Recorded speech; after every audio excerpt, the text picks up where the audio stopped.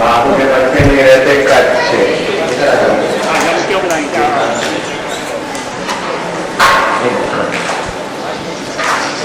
आज की तरह जाओ ना, मैं गेट खोलता हूँ, लेकिन पहले वो कोऑर्डिनेट करो ना, एक दिन भाग न जाए मैं जवाब।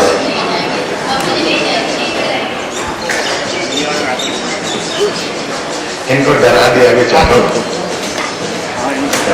हमारे साथ अपना भाई मान, हम तो अपने बच्चे नारायण नारायण। ये कहाँ से आएगा तो इतना नहीं आएगा, रिफ्लेक्स होगा। हम खुली छूट है ना तुमको, फिर डर के खाए डरा दो बेटे। आगे आगे बाकी तुम्हारा है, आश्रम तुम्हारा है, भगवान भी तुम्हारा है। दिल करा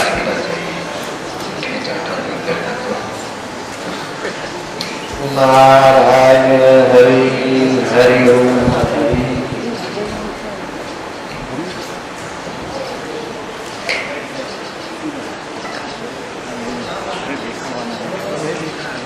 हरिओम हरिओम हरिओम। तो मैंने बोला था दामिनी, खुले हम बोला था दामिनी के माँ बाप, वो बेटी चली गई तो मेरे कोई बेटा मान लेना, और आपके जो बच्चे पढ़ने वाले लिखने वाले जो हो सकता हो, ये आश्रम ये संस्था आपके लिए है। और मैं भावों में आ गया था, मैं कहा हो सकता है कि उनको किसी एक को भाई मान लेती बेचारी बच जाए। जैसे माँ बाप का हृदय होता है ना कि मेरी बेटी चली गई, ऐसा करती तो बच जाती, ऐसा करती तो बच जाती। तो मैं भावों में बोला, और किसी आदमी किसी प्रसन्न में बोला होगा कि भाई दो हाथ से ताली नहीं बजती। तो इन लोगों ने हथियार भी बढ़ाने के लिए वो वहां से उठा के वहां लगा, और जो मैं पहले बोला वो कुछ नहीं दिखाया। लोगों ने समझा कि बापूजी बोलते दामिनी गुनाहगार। मैं अपनी पौत्री के लिए कैसे बोलूँगा, उसके पिता तो मेरे भक्त हैं, मैं कैसे बोलूँगा वो मैं गुनाहगार है। मैं बोलना चाहूँ तो भी नहीं बोल सकता, क्योंकि उसके साथ तो अन्याय हुआ, अत्याचार हुआ है, और मैं बोलूँगा वो इतनी गुनाहगार ऐसे संभव कैसे। आखिर मैंने बोला था ये बात पंढरपुर है, अगर दामिनी उतनी गुनाहगार है, या दामिनी के लिए मैंने बोला हो दो हाथ से ताली नहीं बजती, एक हाथ से ताली नहीं बजती, वो साबित करके दिखाओ 50 लाख ले जाओ, और मैं क्या कर सकता। तो 50 लाख तो क्या 50 पैसे लेने को बेचारे नहीं आए, और तो चाहते रहे। अभी जो बताया गया जोधपुर का, वो सचमुच में वो परिवार मेरा बाप है, और उसको मैंने अध्यक्ष बना रखा है शायद। और वो किसी तकलीफ से आए थे, मैं जोधपुर में एकांत में था, जोधपुर के आश्रम में नहीं आए थे, जोधपुर के फार्म हाउस में आए थे। फार्म हाउस मतलब कि सामने मेरी कुटिया बना रखी अपने घर के पास में, और वो मैं नहीं होता हूँ तो कुटिया में प्रदक्षिणा सब लोग करते हैं। तो वो लोग आए तो बाबू आपकी कुटिया बेटा मैं घूमने जाऊँ तो देख लेना। तो बेटी ने भी कुटिया देखी, बेटी के माँ ने भी देखी, और वो कर्मवीर करके जो मेरा साथ है उसने भी देखी। फिर मैं सुबह शाम जाता तो वो चौकीदार भी बन जाता और जब करने वाला भी बन जाता।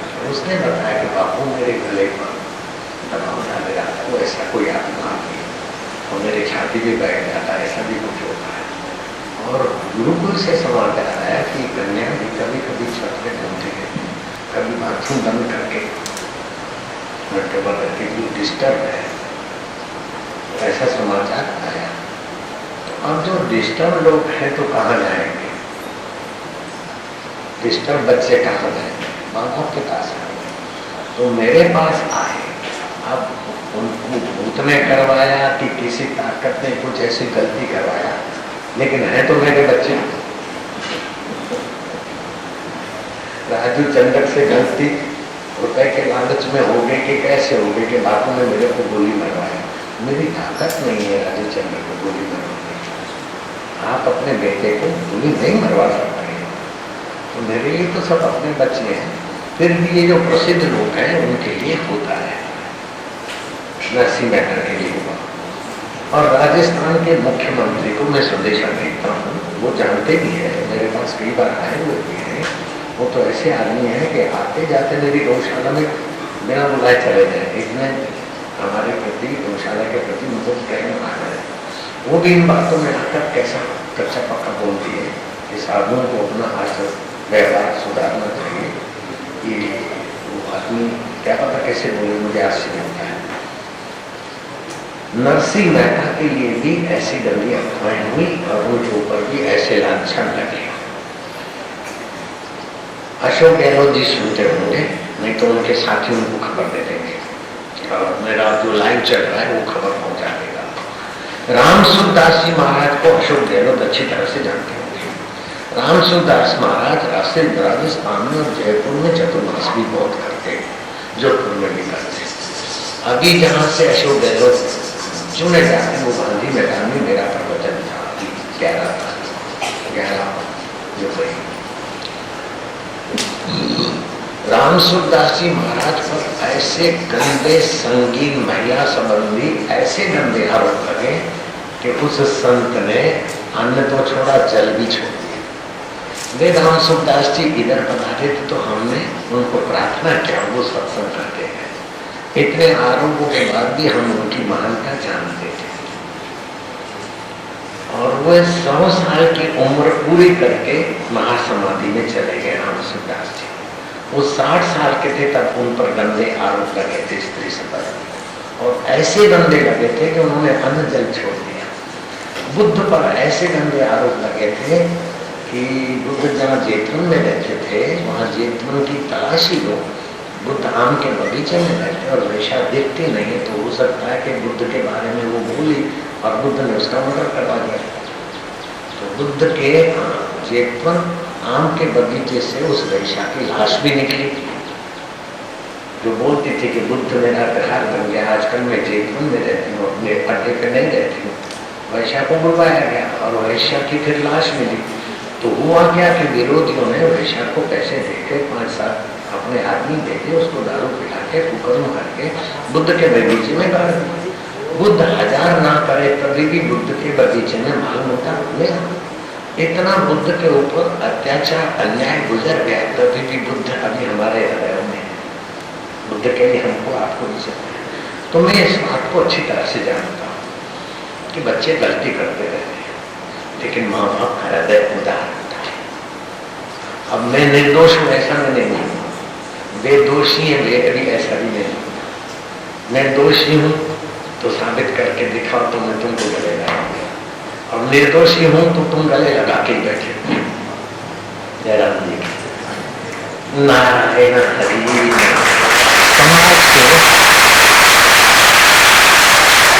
समाज को गुमराह करना, गिराना गिराना ये तो सबको आता है, लेकिन समाज की दूरी दूर करके, खाइयां दूर करके एक दूसरे को समझने की सद्बुद्धि देना, ये तो जिसको आता है उनको मेरा नमस्कार।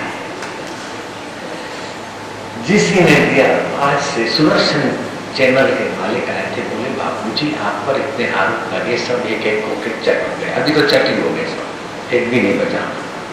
जो भी आरोप चले थे, आरोप की अभी 4.5 साल में अभी पूरी हो गई, ये नया आया।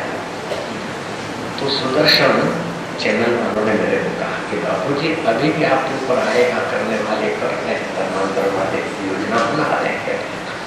मैं क्या इतने आए तो मेरे कंधे मजबूत हैं, तो और भी आएगा तो और मजबूत हो गए। उन्होंने वो पहले की जो टॉपिक है वो अभी कल चला दी, वो मेरे को इलेक्ट्रॉनिक लोगों ने देखा। तो आरोप लगाने वाले की प्रति मेरी नाराजगी नहीं, लेकिन जो साजिश रचते और बेचारे ऐसे निर्दोष मेरे भक्तों को होली का नारियल बनाते तो मुझे उन पर तरस आ गया। जैसे मीडिया वालों को बाबूजी ने कुत्ता कहा है, अब मैं उनको टुकड़ा नहीं डालूंगा। अब ऐसा मेरा कहीं साबित दिखा दो तो मैं 50 लाख पहले बोला, 50 और बढ़ा देता। मैं इन प्यारों को क्यों बोलूंगा, कुत्ते हैं मीडिया वालों को मारो, ऐसे में कैसे बोल सकता हूँ? मीडिया वालों की पिटाई कराओ, मैं ऐसा कैसे सोच सकता हूँ? मैं सांप को प्यार करता हूँ। देखो सांप बड़ा फोटो देखे, मैं ये जंगली सांप है, मेरा पाला उस नहीं है, मैं मजाक नहीं, मैं सांप का मित्र हूँ।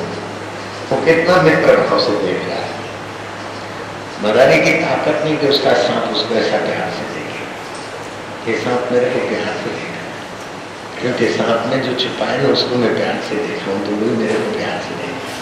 सर्प ऋषि है प्यार से वश में बाबा आते हैं, तो प्रेम के आगे तो सांप भी अपने हो जाते हैं। तो कोई हुए है मीडिया वाले, जब मीडिया वालों को मारो बोलूंगा, मैंने कॉपी नहीं बोल ही नहीं सकता। और मीडिया वाले कुत्ते हैं, मैं टुकड़ा नहीं डालता। टुकड़ा क्यों डालूंगा? कुत्तों को टुकड़ा डालूंगा, इनको तो अभी पलाश के फूलों का शरबत नहीं पिए तो नजर कैद करूंगा। नारायण हरि। अब अभी ये जो चला है ना, उसमें उस बच्ची ने ऐसा भी नहीं कहा कि मेरे साथ कर्म हुआ है, और डॉक्टर रिपोर्ट में भी दिया है, और कोई कहा भी दे और मैं भी हाँ कह तो भी संभव है। उसने लिखाया कि मेरा मुंह बंद कर दिया, मैं चिल्लाई, ये उसका अपना लिखाया वो नहीं। ये सांप जंगली है, जगन्नाथ जी के जंगल है। ये सांप के प्रति मेरा प्रेम नहीं होता तो इतना प्रेम से वो देख नहीं सकता। तो इन बच्चों के प्रति मेरी नफरत हो सकती है, हो सकती है।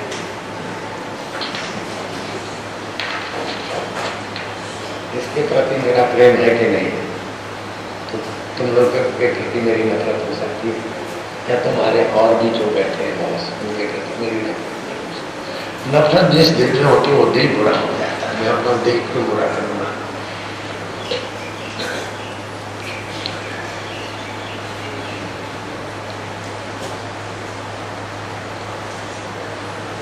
गुरु नानक को 2 बार जेल में डलवा दिया, कथित तक निंदन, लेकिन गुरु नानक अभी भी सिख समाज के प्रथम नरसिंह मेहता के साथ बहुत गद्दार।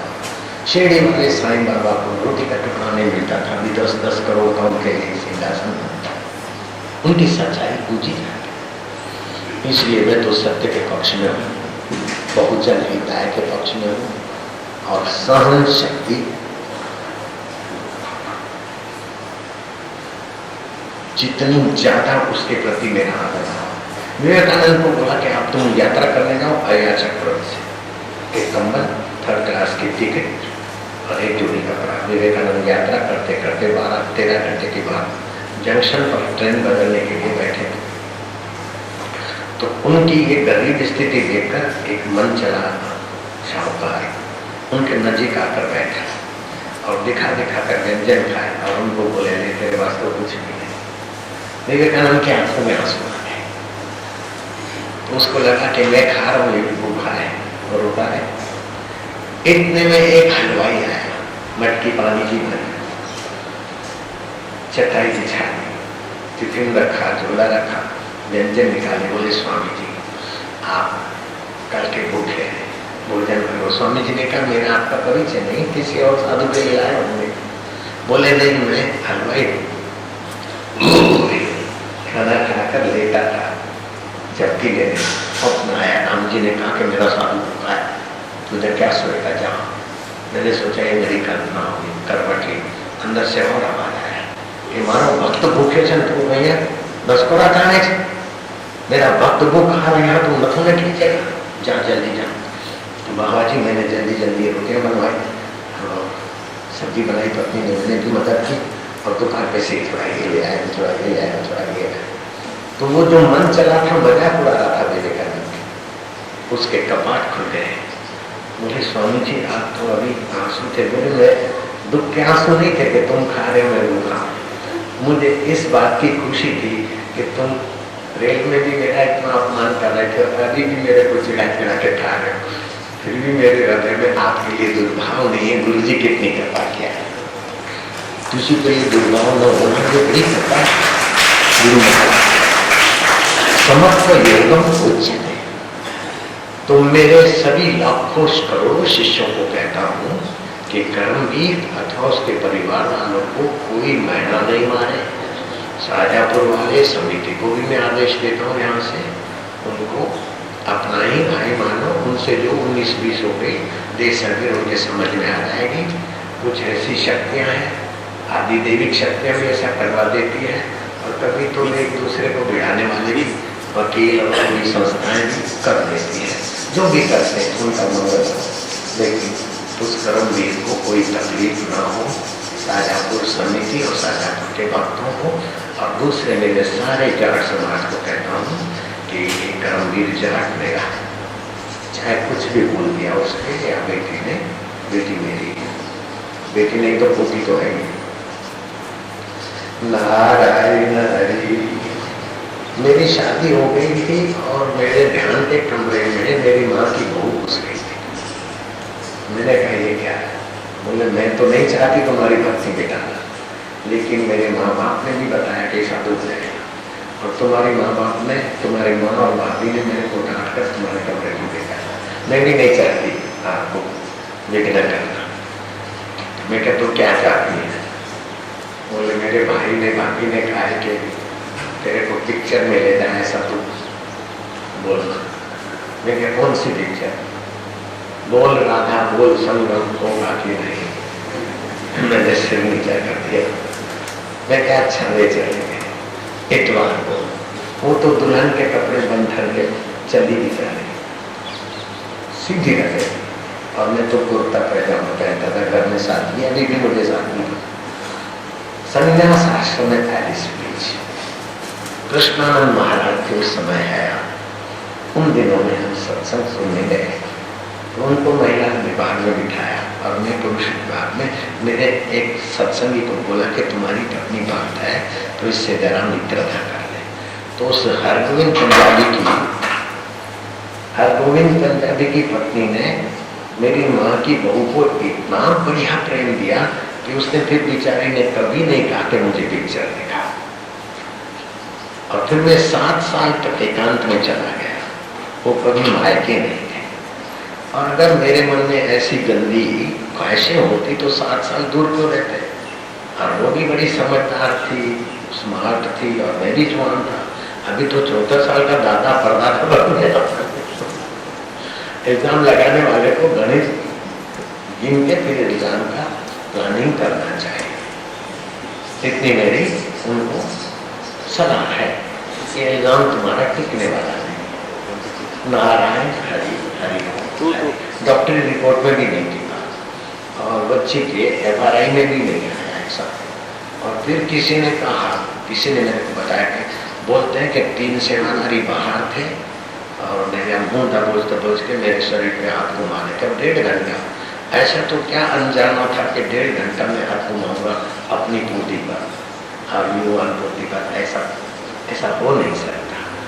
और बोले आपके मकान का सब कुछ वो बताती तो 3-4 दिन रहे हैं, सुबह शाम सेवा किया है, झाड़ू लगाया है, अंदर बाहर सफाई की है, बाप ने, बेटी ने, पत्नी ने। तो मेरे मकान का तो क्या नहीं बताएंगे। अभी आपसे कोई पूछेगा कि बापू की मोक्ष को क्या है तो आप बता दो यहाँ के मंदिर, बापू की स्टेज कैसी, आप सभी बता सकते हैं। उसका मतलब क्या कि यही काम हो रहा है क्या? नारायण विकृत करके कुछ भी आप आरोप लगाते रहो। हम तो चाहेंगे आप सबका भला। जिसने दिया दर्द दिल उसका कभी भला करे, आशिकों को बाजी बहती यही फिर से दुआ है। हे प्रभु आनंद ज्ञान दीजिए शीघ्र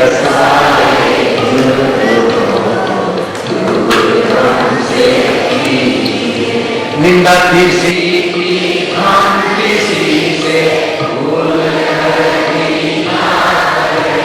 ईर्षा कभी भी हम किसी से भूल सत्य बोले झूठ जाने मेरे आपस में दिव्य जीवन हो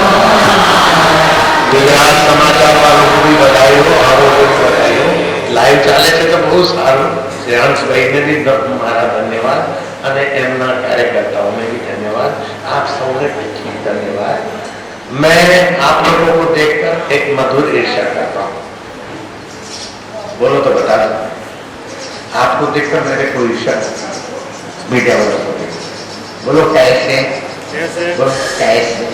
मेरे गुरु जी 10 महीना तो घूमते थे समाज उत्थान के, 2 महीना एकांत में रहते थे, 2 महीना एकांत रहते थे।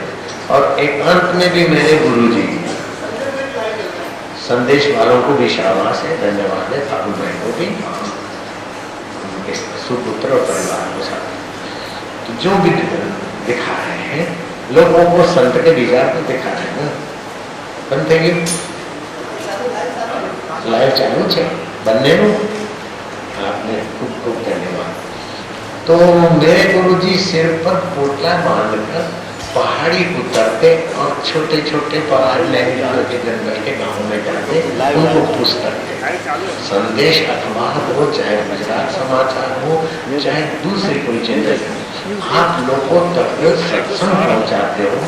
तो मेरे गुरु जी को तो गठरी उठा कर मेहनत करके जो काम करने में जितना परिश्रम रहा उसका 1000वां हिस्सा परिश्रम मुझे नहीं मिलता है, और मेरी बात आप लोग फैलाते हो। तो मैं तो आपको क्यों कहूँगा कुत्ते, मैं तो कहूँगा मेरे आत्मा, मेरे मित्र, मेरे साथियों, मेरे स्नेही, सबको धन्यवाद। नारायण नारायण, हरि हरि जय।